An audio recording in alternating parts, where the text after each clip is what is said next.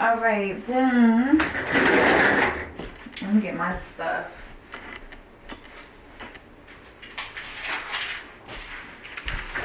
All right, what's up, y'all?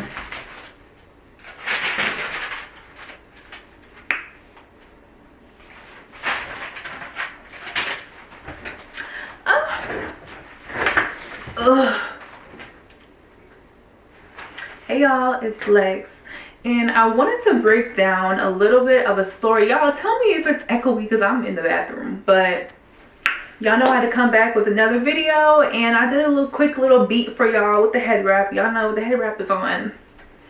The hair not done, so take it as you will and just vibe with me. So today I wanted to talk a little bit about inner child healing and some activities that you could do to really reinvigorate that inner child healing, that inner child, and to do the healing work necessary to get a better relationship with yourself.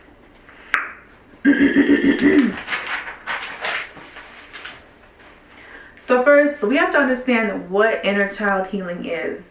And inner child healing is basically examining certain points of our childhood that we can think back to where our needs weren't met, or we experienced fear of rejection, we experienced abandonment, or we just didn't have our emotional needs met, and for that we've suffered some trauma. And this is merely just relearning how to reparent yourself and to show up for yourself. And it's a chance to better integrate your child version of yourself with your adult version of yourself.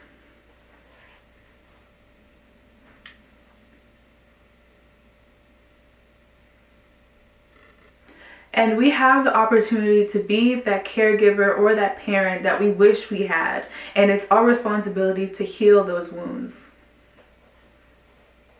Now, let's talk about some activities we can do to actually get in touch with that inner child and potentially heal it.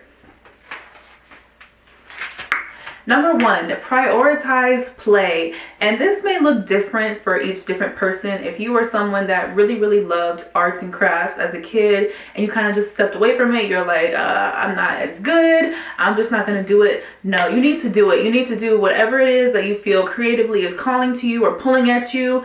Do it even if you're not the best artist, even if you're not the best painter, or you're someone who really struggles with having to mold things or create things from the first state and mold it into something else. Like, don't get me wrong, I was painting and I was like, girl, this is taking me back to arts and crafts. This is taking me to Art 101 when you had to learn how to shade and you had to learn how to make, spheres and make 3D images on paper. And it just really made me think like, dang, I love it. It's a way to really hone in and focus on one thing and just like block out all the extra noise that goes on from day to day. We're adults. We worry about bills. We worry about what our next meal is going to be. We worry about work and the stress from work. Like, oh my God, Sarah from accounting is mad annoying. Like, she pissed me off.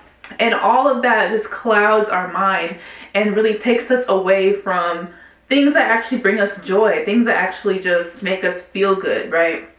There's a girl that I work with, and she told me, she was like, I just like have a paint room. She's like in her 50s or something. She's like 50. She's like, I have a paint room, and this is my space where I can create, do whatever I want and have fun while doing it. And doesn't necessarily have like a monetary means of making a side hustle or a business. We gotta step away from trying to monetize all of our hobbies. We need to just have fun doing things just to do it, because it just makes us feel good and it makes us feel excited. It makes us feel alive, right?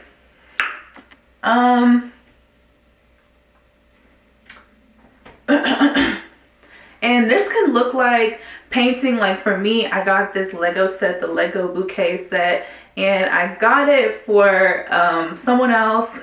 And now I'm like really loving it. I'm loving being able to just like follow the directions and assemble something and watching the progress of that creation coming to life. And it's just so much fun. Like, I want to do things that, you know, makes me feel good. Like if you're someone who likes to collect Barbies, if you're someone who just wants to get toys to reinvigorate, to just make that inner child happy. Like when I was, it's like, what did you want and what did you like as a child that made you feel good? Like, you know, for kids, it's about playing toys, about going outside, going to the park. If that's something that you like to do, go do it. Go swing on the swing. Someone's gonna be like, why does a grown person on the swings?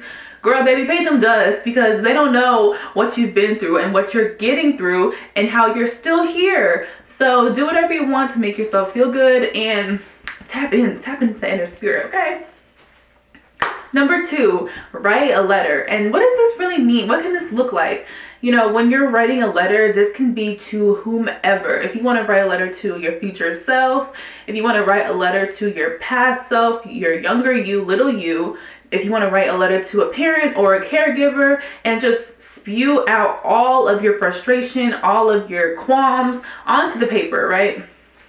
And this can look like however you want. If you want to look up certain journal prompts or certain letter writing formats to help with the process, that is completely amazing as well. But, you know, you can write like, I wish I had a childhood where I had a mom that, you know, was readily available to tend to me. I want a mom who was more affectionate. I wanted a mom who I could just tell everything to and I could just completely be transparent and I didn't feel like I had to fear this parent. I want a childhood where I could just explore all of the joys of life and not feel fear and not feel like I'm being judged or not feel like I'm forced to do something. And some of us, we've had parents who were like helicopter parents where they just controlled every aspect of your life. If that's you, you can write yourself a letter or write that parent a letter and be like, I hate that you was always so controlling. I hate that you was always overbearing. I hate that I couldn't live my life how I wanted to. I wanted to do certain things and you didn't allow me to do it. And I have regrets and I have resentment towards this person. And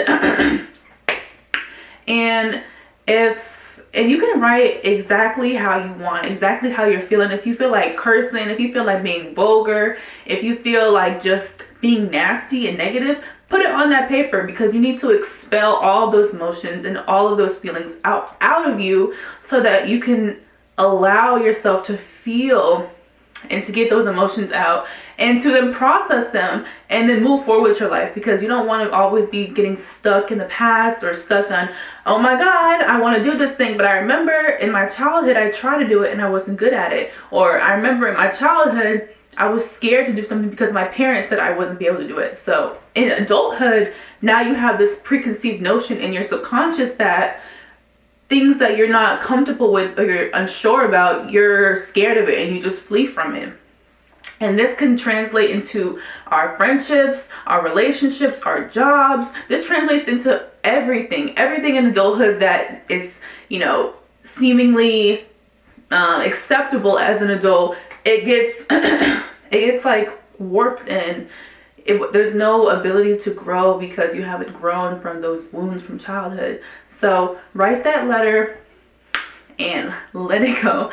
Let it all go onto that paper. Jesus. Number 3, visualization. And this can also be accompanied with meditation. And there's a lot of meditation practices you can do that really coincides with inner child healing. You can do it with different frequencies or binaural beats that make you feel most integrated with that inner child, right?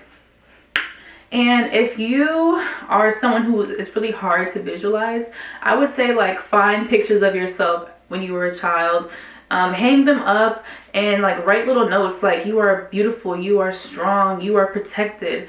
And if you're good at visualization, I want you to close your eyes,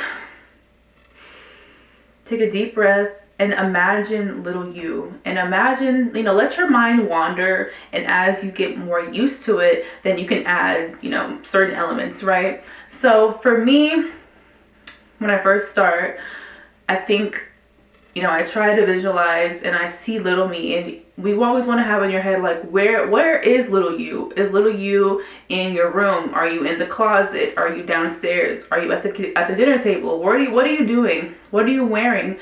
What are the feelings that come up when you see little you? Do you feel sad? Do you feel like sorrow? Do you feel repressed? Do you feel angry? Like, what are the things that come up when you think of little you and when you see little you in your mind's eye?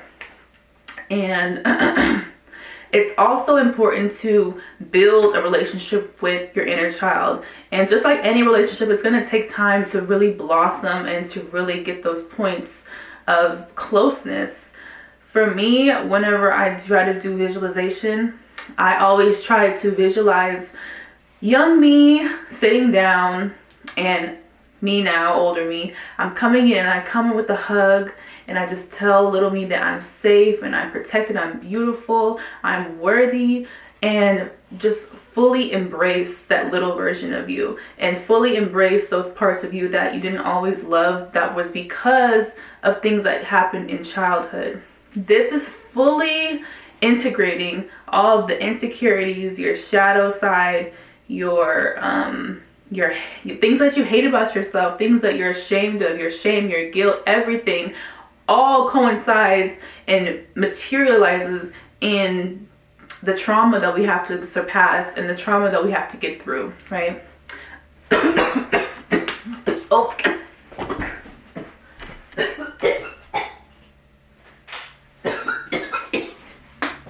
Oh my God, y'all.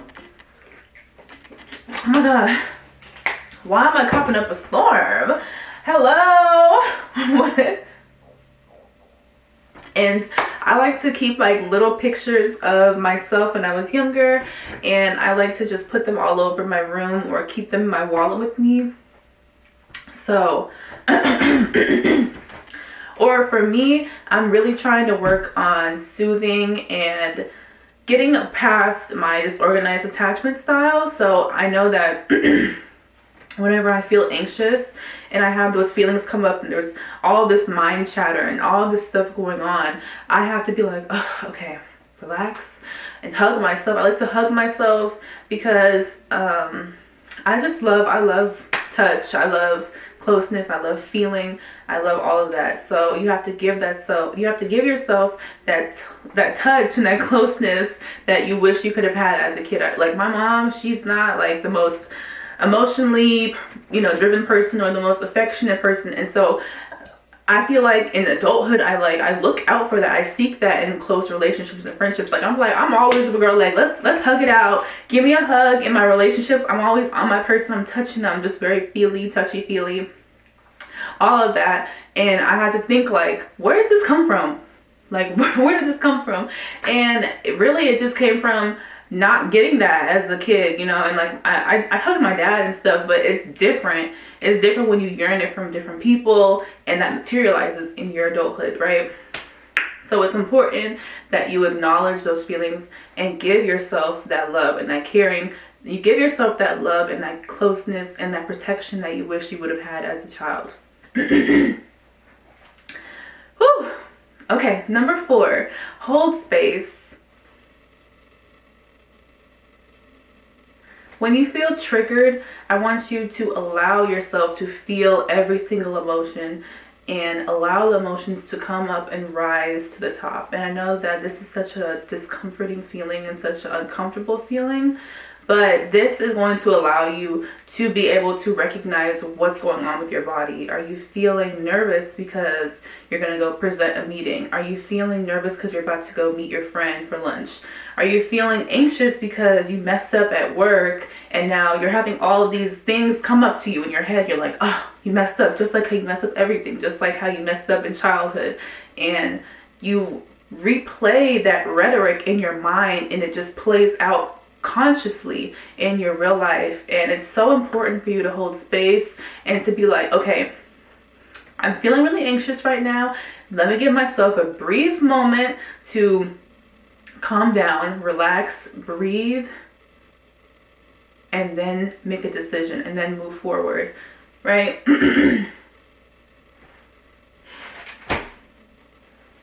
And if you feel like you're getting those like self-depreciating thoughts, I want you to stop and be like, no, that's not me. That's not something that I ascribe to my self-identity. That's not something that I ascribe to my self-concept. I'm not someone who always fucks up. I'm not someone who's always just like a mess up and I'm just this awful person. I'm not.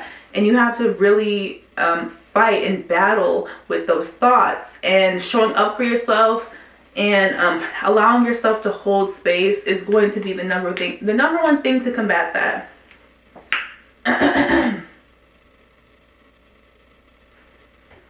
So berating yourself and belittling yourself is just going to erode your self-concept even more.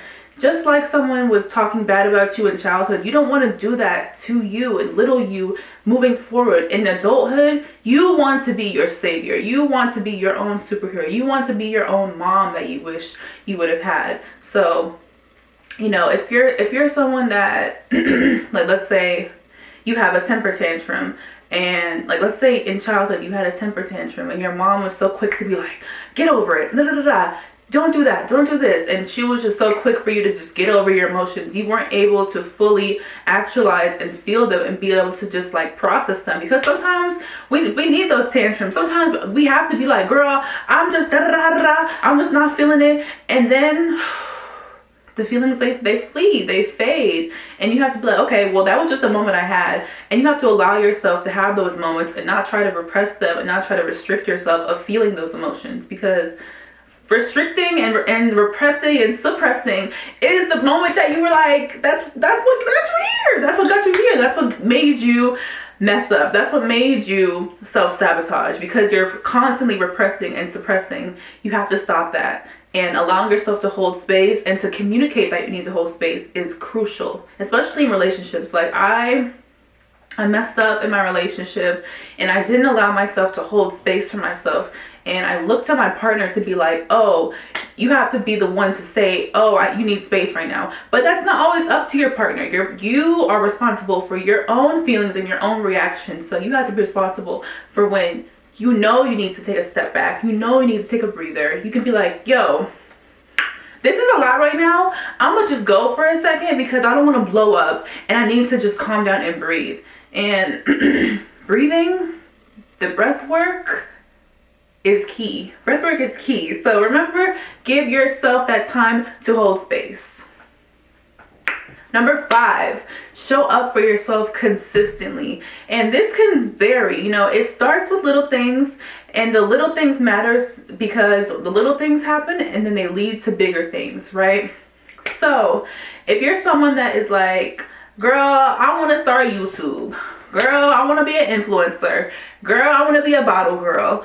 But you don't take steps in order, in accordance to get to that place. You just be like, girl, I want to do this, I want to do that, I want to do that. But you don't show up for yourself. You don't go to those webinars. You don't go to those meetings. You don't watch the videos to be a bottle girl, whatever. Whatever it is you want to do, you don't take the steps in accordance to do that. So then you're just sitting here like, well, like, I don't know. And then you're just constantly pondering and you're constantly just not pushing. You're not going after the things you want to go. And then you end up abandoning yourself because you're not taking the steps to get yourself to the next point. So constantly showing up for yourself is key. Like it stems back to childhood.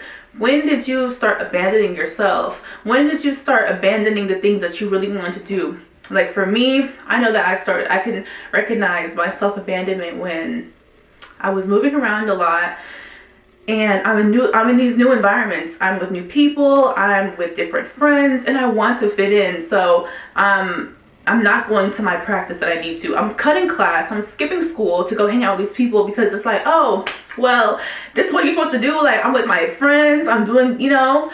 But you're abandoning self because you're doing things that you know you're not supposed to be doing, but you're doing them anyway. And that is the number one leading factor to self-distrust and self-destruction, right?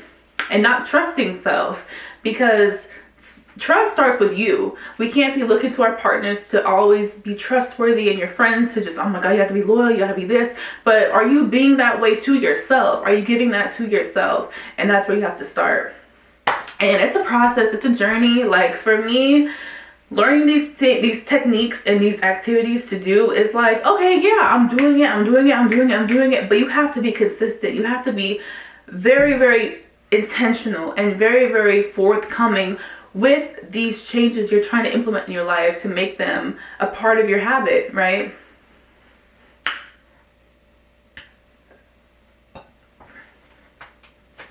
And showing up for yourself is also showing up when things are hard. When it's hard to say, hey, I don't want to do this to your friends. It's showing up when you have someone in your face like, oh, you look good, ma, da da da.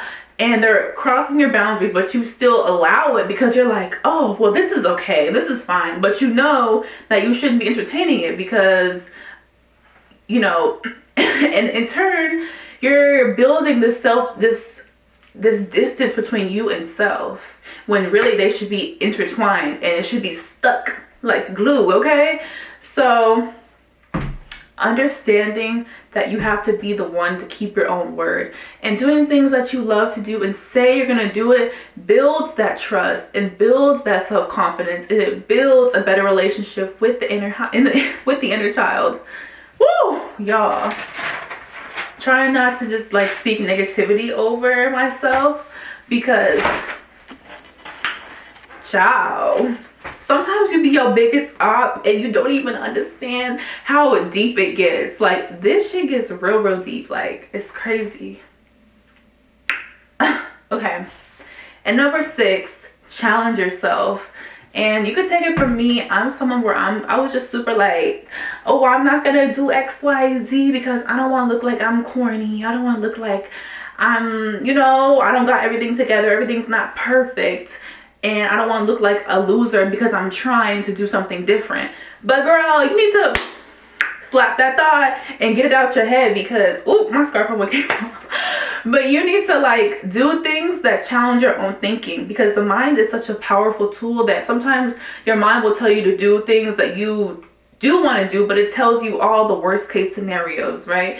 You'll be like, oh, I'm gonna wake up at 5 and I'm gonna start moving, I'm gonna start working out. But your mind is like, girl, but you know you don't like the morning. You know that you be tired. You know that you be cranky in the morning, so just don't do it. You're like, girl, you know what? You're right. I'm not gonna do it. But you're psyching yourself out of a new normal for you. But instead, you have to challenge yourself. Like, you have to really put that work in to be like, girl, no, I'm gonna do it anyway. Like, even if your brain tells you one thing, you gotta be like, no, I'm gonna do it anyway. Just like your mom be like, girl, don't wear that, it's not cute. You be like, I'm gonna wear it. It's the same concept, but you have to do that with your mind and you have to do it with yourself.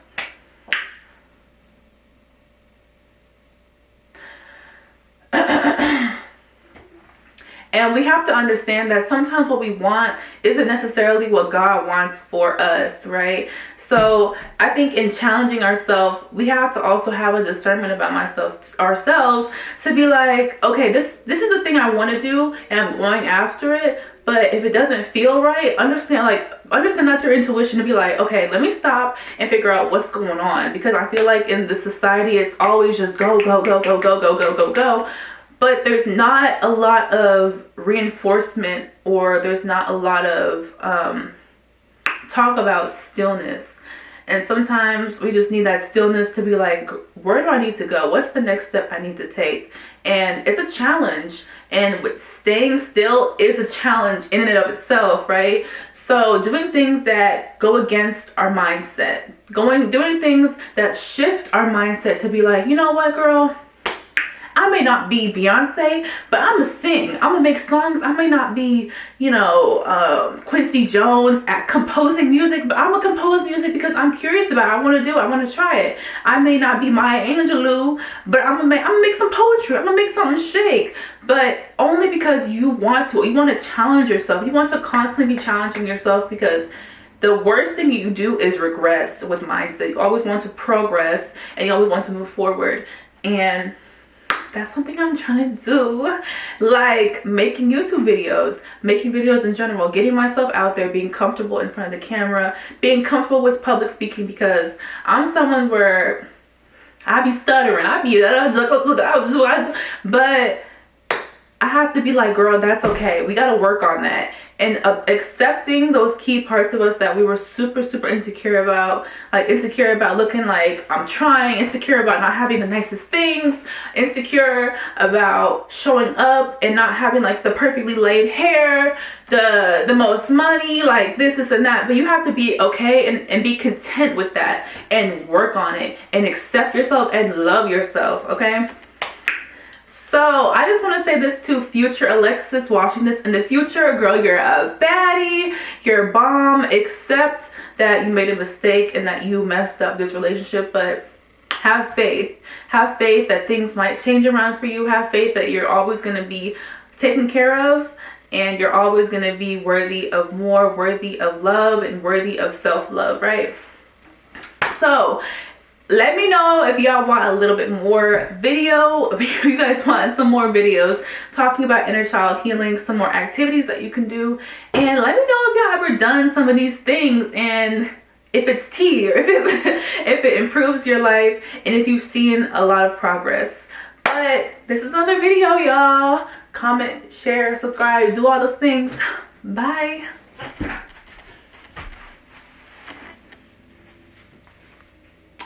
Girl, how do